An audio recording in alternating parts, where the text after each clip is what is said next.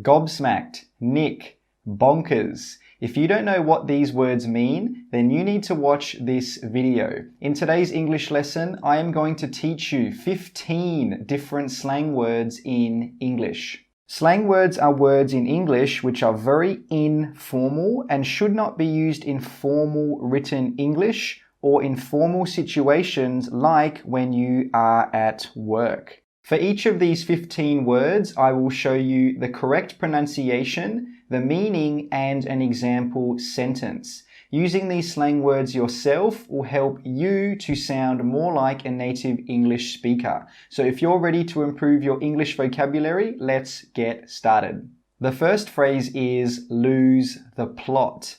Lose means when you don't know where something is, right? Plot can have several different meanings. One of the main meanings is the story of a book or of a movie. So if someone loses the plot, what do you think that means? Lose the plot means not acting normally or acting in a very crazy or confused way. Let's pretend one night you go out with your friend and you have a few alcoholic drinks together. He gets really drunk and does some weird and crazy things. You can say, last night my friend lost the plot.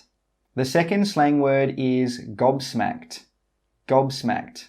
Gob is also another slang word which means your mouth. And smacked means to hit something or someone, normally with your hand. So what do you think gobsmacked means? Gobsmacked is an adjective which means very surprised. We use this word when you are so surprised something happens that you can't believe that it happened. An example sentence could be, he was gobsmacked after his sister walked in because he hadn't seen her for 10 years. The third slang word is nick. Nick. When nick is not used as a slang word, it means a small cut in something. For example, the wall has a few nicks in it. Or he nicked his hand with the scissors. But when we use nick as a slang word, it means to steal something. An example sentence could be, he nicked my bike. This means he took my bike without asking permission. Another example could be, who nicked my book? I left it right here. The next word is bonkers. Bonkers is a slang word that's normally used in British English and it means very crazy. So if someone has gone bonkers, that means they have gone crazy. They are acting in a crazy and an unusual way. An example sentence could be, you are bonkers to try that. It's too dangerous. You can also use this word to say that someone really likes something. For example, she's bonkers about Justin Bieber. This means she really likes Justin Bieber. The next slang word is fiver. If I said this word was about money, what would you say the meaning of fiver is? A fiver is a British English slang word which means £5. For example, this book only cost me a fiver. This means the book cost me £5. In some places, you can use the word fiver to mean $5. For example, if I say, can I borrow 2 fivers? That means, can I borrow 2 $5 notes? We can also use the word tenner to mean £10 or $10. But we don't say a 20er or a 50er or a 100er. This is incorrect. We only say fiver and tenner. The next slang word is gutted. Gut is the long thing inside your body where food moves when it's being digested or being processed for nutrients, right? So what do you think it means if someone is gutted? Gutted is a word which is normally used in British slang and it means very unhappy or very disappointed. For example, let's pretend your friend went for an interview for a job. After the interview, he is really excited and really cannot wait to start the job. but then the interviewer rings him up and says that he didn't pass the interview and he didn't get the job. You could say, my friend is gutted. That means he's really unhappy and he's really disappointed. Number 7, cracking. Crack can mean when you break something, right? For example, if I say the wall is cracked, this is what that means. But when we use cracking as a slang word, it means very good. For example, let's pretend you like watching soccer and your favorite player scores a really good goal. You can't believe how good the goal was and you can't believe that it happened. You could say he scored a cracking goal. This means he scored a really good goal. The next slang phrase is to bail.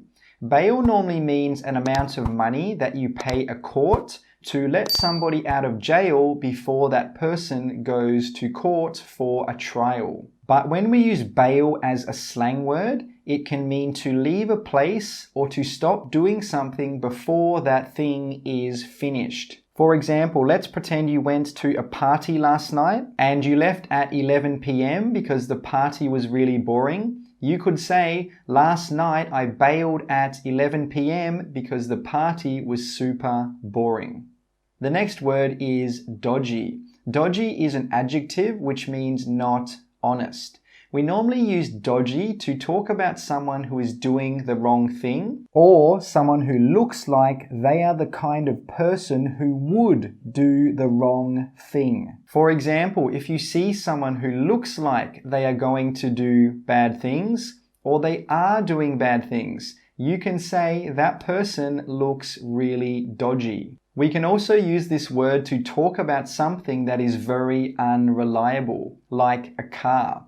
For example, let's pretend you have a car and it always breaks down. It always has problems. You can say, my car is really dodgy. It always breaks down. The next phrase is to have a blast. Blast normally means a very loud sound which comes from an explosion. So if someone has a blast at a place, do you think they had a good time at that place or a bad time? They had a really good time. Have a blast means to have a really good time doing something or have a really good time at a place. For example, let's pretend you went to this theme park last weekend and you had a lot of fun. You could say, I had a blast at the theme park last weekend. The next slang word is buck. Buck is a slang word which means $1. So if you say, can I have a buck? That means, can I have $1? You can also use the word buck to talk about more than $1. For example, you could say, the drink cost me $3. This means the drink cost you $3. This word is normally used in Australia and in the United States of America. If you are in England and you are talking about pounds, you can use the word quid. Quid is a slang word which means a pound. So if you say, could you give me a quid? That means, could you give me a pound? Could you give me £1? We can also use quid to talk about more than £1. For example, could I borrow 20 quid? This means, could I borrow 20 pounds? Please note that when we use quid with a plural number, we do not add s. For example, we do not say 20 quids. No. We do not say 30 quids. No. If you use quid with a plural number, we do not add s. The next slang word is rip-off. Rip-off means something is a lot more expensive than it should be. For example, let's pretend you buy a computer for $1,000, but then later you find out that the computer is only worth $500. You could say the computer was a rip-off. You can also use rip-off as a verb. For example, I got ripped off. That means you paid too much for what you bought. The next slang phrase is screw up. What you see on the screen right now is a screw and up is up, right? It's the opposite of down. So what do you think screw up means? Screw up means to do something very badly. For example, let's pretend you take an English test which has 50 questions and you only get 2 questions right. You could say, I screwed up on the English test. Or you could say, I screwed up the English test. That means you did really badly on the test. Screw up can also be used as a noun. For example, let's pretend you book a hotel and the hotel loses your reservation. You could say, there's been a screw up with the reservation which we made. The next slang word is loaded. Load can mean the amount of something that you are carrying. For example, if you're carrying a heavy backpack, you could say, I've got a heavy load. So what do you think loaded means? Well, loaded can be used as an adjective, which means someone who is very rich, someone who has a lot of money. For example, you could say, he has 3 businesses, so he must be loaded. This means we think he is very rich and has a lot of money. The next slang word is cuppa. Cuppa is short for cup of tea.